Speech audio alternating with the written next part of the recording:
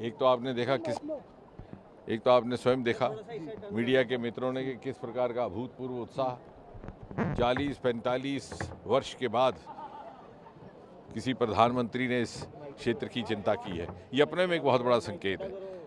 सन 2014 से लेकर के आज तक मोदी जी ने निरंतर इस क्षेत्र को प्राथमिकता भी दी और बहुत सारे ऐसे सरमाए जो इसके न तराशे गए न तलाशे गए, उनको पहली बार यहाँ की अर्थव्यवस्था में वृद्धि के काम में लाया। जैसे उन्होंने स्वयं अपने भाषण में कहा, ये बैंगनी क्रांति, इसका जन्म इसी ज़िला में हुआ, डोडा में, यहाँ से कुछ ही किलोमीटर दूर भद्रवाह के गांव से, भद्रवाह के शहर से।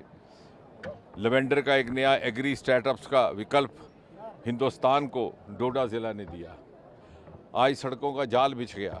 जैसे मोदी जी स्वयं कह रहे थे, किसी ने कल्पना नहीं की थी कि इस दूर दराज के इस छोटे से शहर में कभी मेडिकल कॉलेज होगा, वो भी केंद्रीय राशि से यहाँ निर्माणित हुआ मोदी जी के आशीर्वाद से।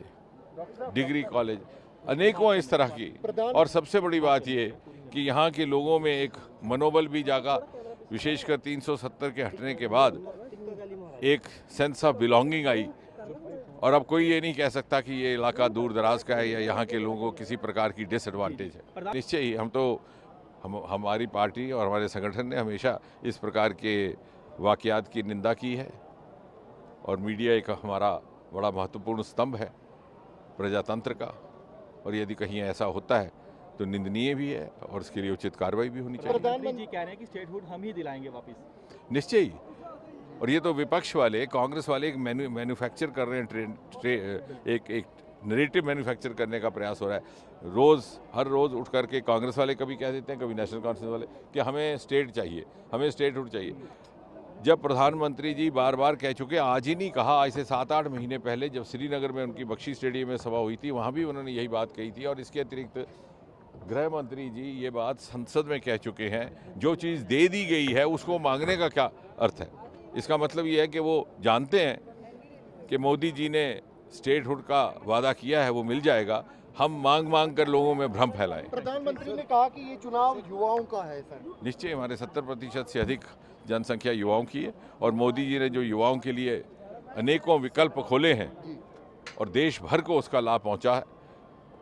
किसी कारण ये क्षेत्र थोड़ा सा पिछड़ा रहा, संवैधानिक कारण भी थे। पिछले 4-5 वर्षों में वो जो संवैधानिक बाधाएं दूर हुई, 370 अनुच्छेद जाता रहा, तो यहाँ पर भी मात्र 30 स्टार्टअप हुआ करते थे, 30। आज उसकी बढ़कर के संख्या 850-900 हो गई।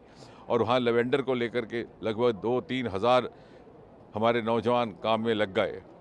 जैसे देश भर में एक ट्रेंड शुरू हुआ है। 2014 में मात्र 350-400 स्टार्टअप्स हुआ करते थे। मोदी जी ने लाल किले से आह्वान किया, स्टार्टअप इंडिया, आज बढ़कर के उसकी संख्या 1.5-2 लाख हो गई।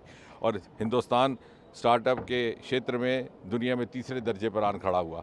लेकिन ये जो बाधाएं, ये वंशवाद के राजनीति और तुष्टीकरण की राजनीति के चलते यहाँ पर रखी गई थी, उसके कारण हमारे युवाओं को उन अनेकों विकल्पों का पूरा लाभ प्राप्त नहीं हो रहा था जो मोदी जी ने उपलब्ध कराए थे।